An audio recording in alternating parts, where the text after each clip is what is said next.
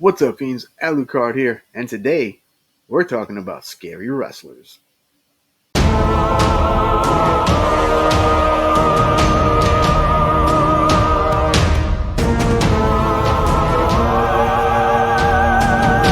So, the world of professional wrestling has definitely had its share of crazy characters.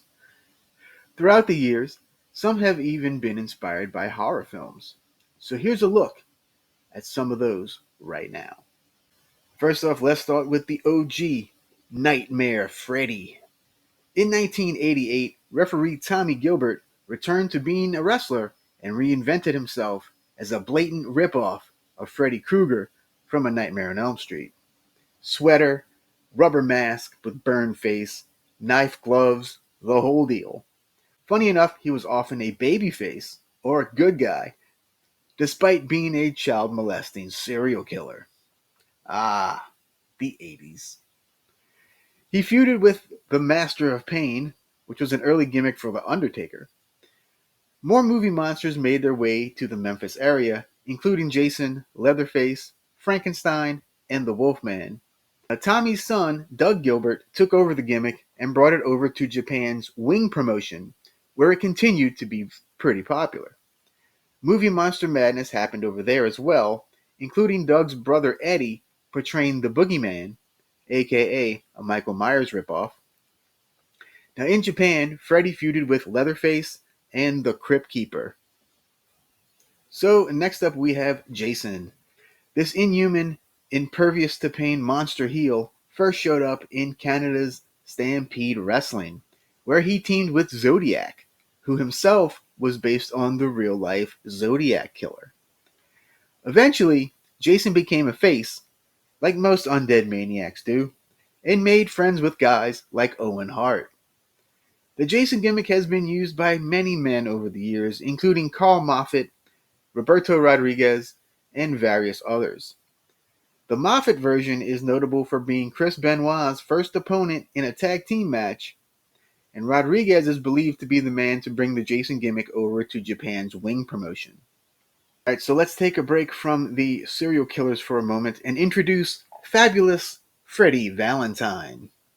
Fabulous Freddy Valentine went toe-to-toe with Mondo Guerrero and Abdullah the Butcher in some very violent bloodbaths, getting his head busted open by everything from bar stools to barbed wire. But he's also more well-known as B-movie schlockmeister Fred Olin Ray, famously giving the world Hollywood Chainsaw Hookers and Scream Queen Hot Tub Party, among many others. Dressed in light biker garb, Freddy would come to battle mostly in Florida bars, from what I can tell. Now back to the horror ripoffs. Now we have Monster and Chucky. That's right, you heard me right. And Monster, Monsther,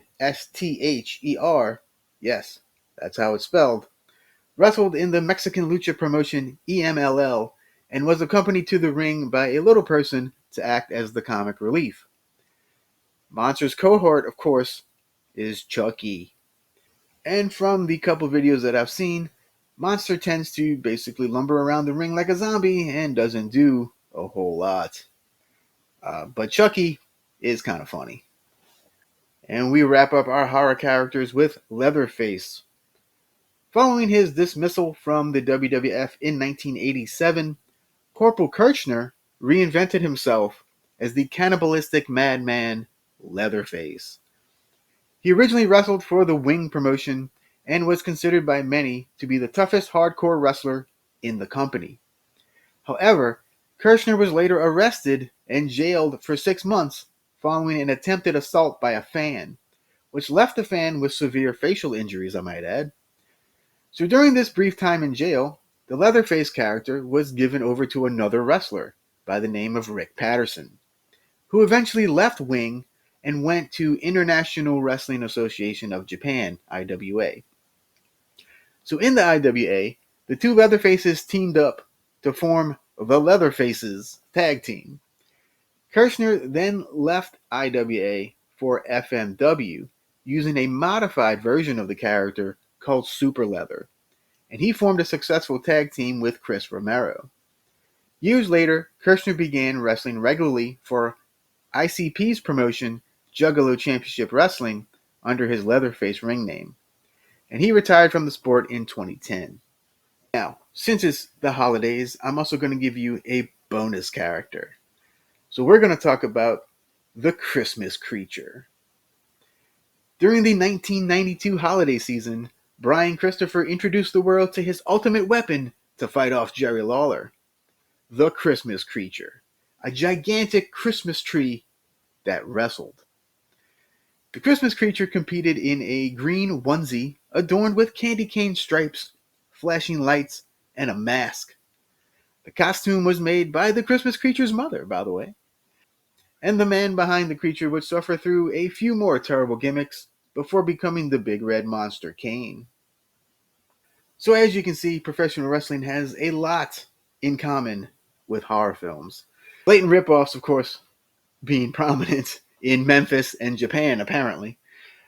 So yeah, I hope you enjoyed this look at the horror-inspired wrestlers. If you like more of this type of video, let me know. I can do plenty more. Hope you enjoyed this video. If you did, please give me a thumbs up. Really helps push the video out to other people. And until next time, adios, Bella Lugosi.